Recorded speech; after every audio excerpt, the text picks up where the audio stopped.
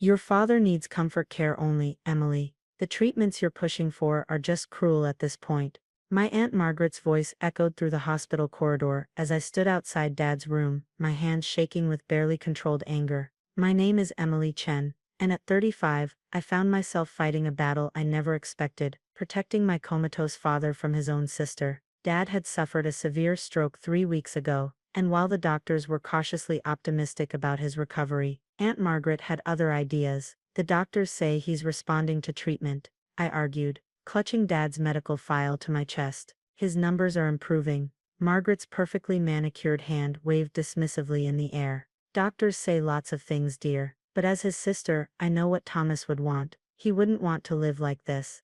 I bit back a sharp retort. Margaret had barely spoken to Dad in the past 5 years, not since he'd refused to invest in her husband's latest business scheme. Now suddenly she was an expert on his wishes. I have medical power of attorney, I reminded her firmly. Dad made his wishes very clear. About that, Margaret's lips curved into a smile that didn't reach her eyes. Are you sure about those documents? Things can get so complicated with legal paperwork. A chill ran down my spine. Something in her tone set off warning bells. That evening, as I reviewed Dad's chart with his primary nurse, Sarah, something felt off. The treatment protocol had subtle changes I didn't remember authorizing. When was this pain medication increased? I asked, pointing to the chart. Sarah frowned, checking her notes. Yesterday afternoon, your aunt brought in updated directives from the family lawyer. Said you were too overwhelmed to handle things right now. My blood ran cold. I never authorized that. I'm the only one with power of attorney. Sarah's expression shifted from confusion to concern. She had documents, Emily. They looked legitimate, but she hesitated, then lowered her voice. I've been keeping my own detailed notes. Some things haven't felt right. I leaned forward. What kind of things? Your aunt has been having a lot of private conversations with different staff members, giving slightly different versions of your father's wishes. She told one nurse you had agreed to transition to hospice care, told another you were stepping back from medical decisions due to emotional stress, but when I asked to see written confirmation from you, she always had an excuse. My hands clenched into fists. Show me everything. Sarah pulled out a small notebook from her scrub pocket. Her personal notes detailed every interaction with Margaret over the past week, times, dates, specific conversations. But what caught my eye was an entry from 2 days ago. She was on the phone in your father's room. Sarah had written, didn't know I was within earshot. Something about insurance policies and inheritance laws.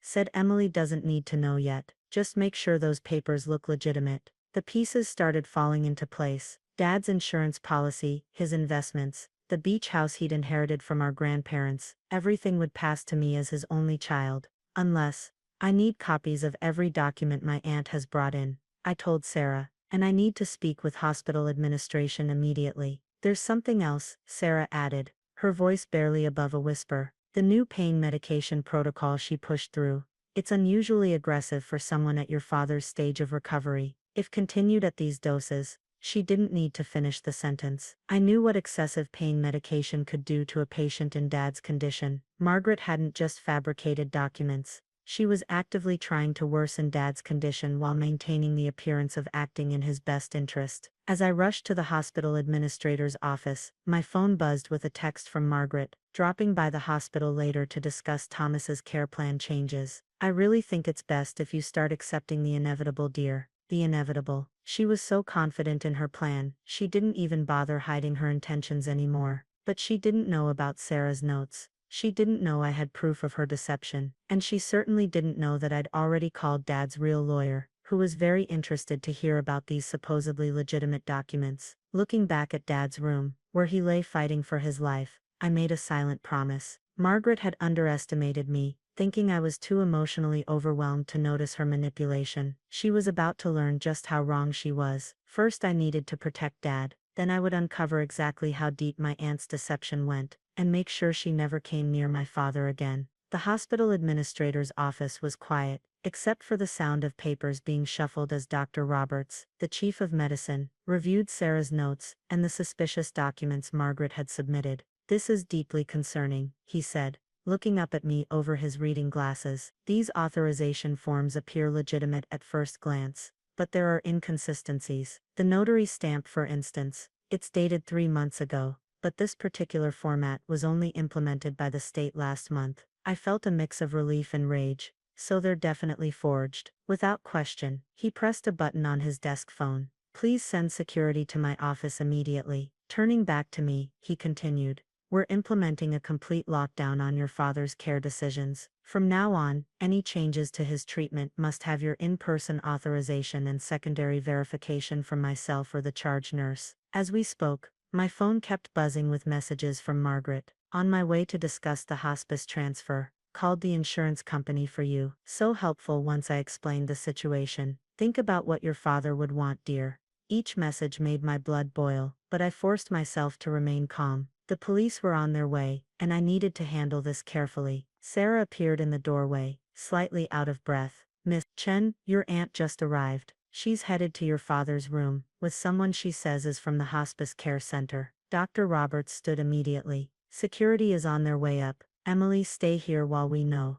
I interrupted. I need to face her. I need to hear her explain herself. When I reached Dad's room, Margaret was already there, with a woman in business casual attire, speaking in her most authoritative voice. Yes, we'll need to begin the transfer process immediately. My niece is simply too emotional to see what's best for her father. Really, Aunt Margaret? My voice cut through the room like ice. Tell me more about what's best for Dad. She spun around, barely maintaining her composure. Emily dear, I was just explaining to Miss Porter here about the hospice arrangements we discussed. We never discussed hospice care, I said firmly, just like we never discussed the forged documents you submitted, or the unauthorized changes to his medication. For a split second, Margaret's mask slipped, and I saw something dark flash across her face. But she quickly recovered, turning to the woman beside her. You see what I mean? She's in denial about her father's condition. This is exactly why I had to step in. Step in. I pulled out my phone, opening my email. Like you stepped in with Dad's insurance company. I have an interesting email here from his agent. Apparently someone claiming to be his power of attorney, called to discuss early payout options and beneficiary changes. Margaret's face paled slightly, but she held her ground. I was simply exploring all the options, looking out for the family's best interests. The family's best interests. I laughed bitterly. Like you looked out for Dad's interests when he wouldn't invest in Robert's pyramid scheme, or when you tried to convince Grandma to cut him out of her will. That's ancient history, she snapped, her composed facade cracking. This is about Thomas's care now. No, this is about money. It's always been about money with you. I turned to the woman beside her. Miss Porter, I assume you'd like to see the legitimate power of attorney documents, the ones that haven't been forged. Before anyone could respond, hospital security arrived, followed by Dr. Roberts and 2 police officers. Margaret Windsor, one officer stepped forward.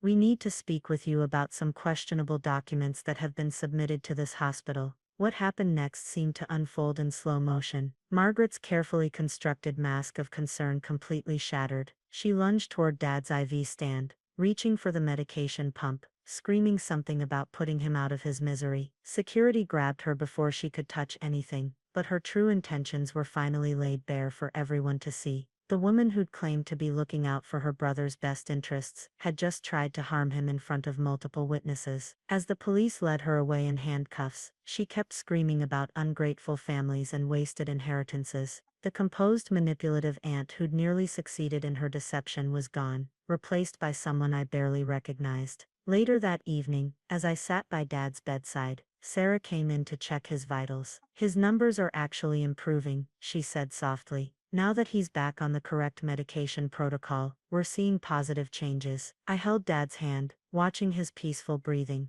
Thank you, I told her. If you hadn't kept those detailed notes, she smiled. Always trust a nurse's instincts. We see more than people realize. My phone buzzed with a message from Dad's lawyer. Police found evidence on Margaret's computer, multiple forged documents, emails to insurance companies, even draft obituaries. They're building a strong case. I looked at Dad's face, seeing the color returning to his cheeks now that he was receiving proper treatment. Margaret had underestimated both of us, his will to live, and my determination to protect him. But this wasn't over yet. We still had to uncover the full extent of her plans, and ensure she could never harm anyone else's family member under the guise of helping. The next few weeks revealed the true depths of Margaret's deception. The police investigation uncovered a pattern that went far beyond my father's case. We found similar scenarios at 3 other hospitals. Detective Phillips explained, spreading files across the table in the hospital conference room. Your aunt appears to have targeted multiple family members of former business associates, always using the same approach: forged medical documents, claims of power of attorney, and gradual manipulation of care protocols. I felt sick reading through the cases. 2 elderly cousins,